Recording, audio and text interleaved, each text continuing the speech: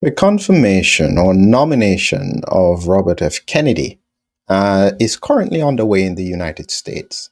And this nomination hearing is what he has to face at the moment. And this is what it looks like.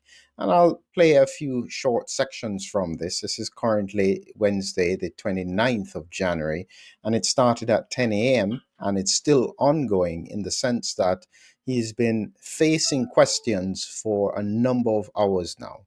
And so this is quite significant because his impact on what is likely to happen for health across the world is quite significant. You have to remember that the USA still is the leader globally, especially on things around health. And therefore, whatever happens in the US has a knock on effect to the rest of the world. And so, this is why the rest of the world is observing this very, very carefully to think about what really it means for them. I'm going to play a short clip from part of the hearing here.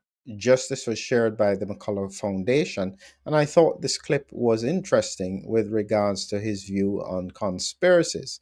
And you have to understand that I recognize the strengths and weaknesses of RFK. I know where there may be issues, but I still think that overall, his presence is more likely to bring a good, better perspective for the world than what we have at the moment. And I'll give a few thoughts as to why I think this is so. Let's just hear a little bit about a few of the questions that were asked of him in this hearing. Well, I got a real quick question for you. Are you a conspiracy theorist? That is a pejorative, Senator, that's applied to me, mainly to keep me from asking difficult questions of powerful interests. I was told that I was a conspiracy theorist.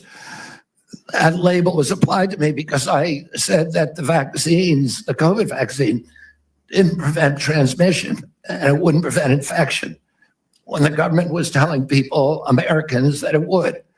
I was saying that because I was looking at the monkey studies in May of 2020. I was called a conspiracy. Now everybody admits it. I was called a conspiracy theorist because I said red dye caused cancer. And now FDA has acknowledged that and banned it. I was called a conspiracy theorist because I said fluoride lowered IQ. Last week, JAMA published a meta-review of 87 studies saying that there's a direct inverse correlation between IQ loss. All right, so I'm going to assume I can go on for about a week. So you can see here what I'm talking about. This is the kind of questions that he has been facing over the past few hours, a challenge to whether or not it's appropriate for him to be even in this position. And the reason why much of the scientific community is concerned, well, what they're saying they're concerned about is his perspective on vaccines. Now, I'm not anti vaccine. Very important. A lot of people think that because I speak about COVID vaccines and I speak about some of the potential implications of it, that means that I'm anti vaccine. No, no, no. I am anti spike protein. And spike protein, in whatever form, I think is extremely dangerous to the immune system and health. And so I speak just as vehemently against COVID infection as I do to any other source of spike protein, because based on my research, it drives autoimmune responses.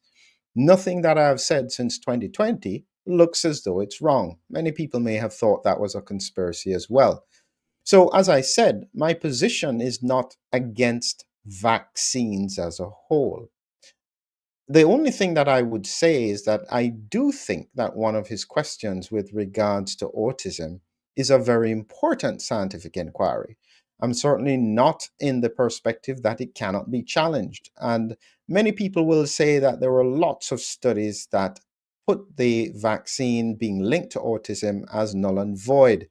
My problem and the issue that I had learned from COVID, similar to what happens with excess deaths, it's a similar thing that was going on with COVID. All I was being told was that excess deaths being elevated was not related to the vaccine. And nobody could explain what it was related to, but they know it wasn't that. So I don't follow that kind of science. If you can't tell me what it is, I'm not sure how you can say what it is not. And so, therefore, that, in my view, represents an important area of scientific research.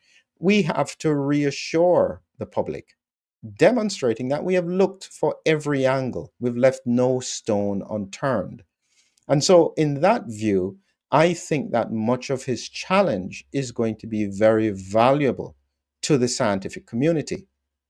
As I said, I've learned a lot during COVID. I've learned about how it is that industry and politics and finance will collude to try and prevent what should be normal scientific endeavor and discovery. Another area I've seen that in, and you've heard me speak about it multiple times, is to do with embalmers' clots. I mean, it is inconceivable that a group of specialists in their area. So they're not doctors, they're not scientists, but they do a procedure that only they will see changing patterns. And if they are seeing changing patterns and that is not thoroughly investigated, that doesn't fit with science for me. And so what I am hoping for is I am hoping for a freedom to be able to ask important scientific questions. My concern, however, with regards to RFK is that he does not end up being almost too much to another side. This is why I said that he has to ensure that his perspectives are balanced. And I remember my recommendation was certainly from a vaccine point of view. I said that he should ensure that he has people like Gert van den Bosch, Professor Christine Stabel-Ben. These are vaccine proponents who recognize the strengths and weaknesses and would be ideal to make balanced discussion, open scientific discourse, not afraid of speaking about the negatives, at the same time building up the positives. We have seen a complete decimation of science over the past 4 years. Trust in doctors has fallen from 71% to 40%. And a lot of it is due to the fact that the whole industry has failed to acknowledge and address the issues that people are facing at this time. So we really have huge challenges ahead of us. And I don't think this will necessarily be easy. But similar to what much of the public feels, I think that continuing with the status quo probably carries more risk because I could see where this was going and the outcomes would all largely be negative in the long run for trust in science and health. We have to rebuild from the base up. And that means answering and responding to the challenge from the scientific community. We have to ensure that the pharmaceutical industry, whose responsibility, their only legal responsibility is to act on behalf of shareholders, not necessarily patients. And so we need to make sure that advocates are independent. And if they're not independent, we see clearly the conflicts of interest. That's where science needs to go at this point. My role has always been to re-look at chronic diseases, complex disease, finding the root cause. I don't think science should be accepting the fact that we don't understand so many diseases. Take, for instance, type 2 diabetes. This is a huge burden across the world, and it's unacceptable that we can't absolutely specify exactly what the cause is, how it can be addressed from the root cause. And the root cause is not simply about reducing your carbohydrate load. I am talking about the fact that the body is no longer able to handle carbohydrate load through insulin resistance. Insulin resistance needs to be addressed. These are the kinds of questions we need answers for. Hypertension, what is the cause? We can address it with multiple drugs, but fundamentally, where is the primary pathophysiology? Those are the questions that need to be answered.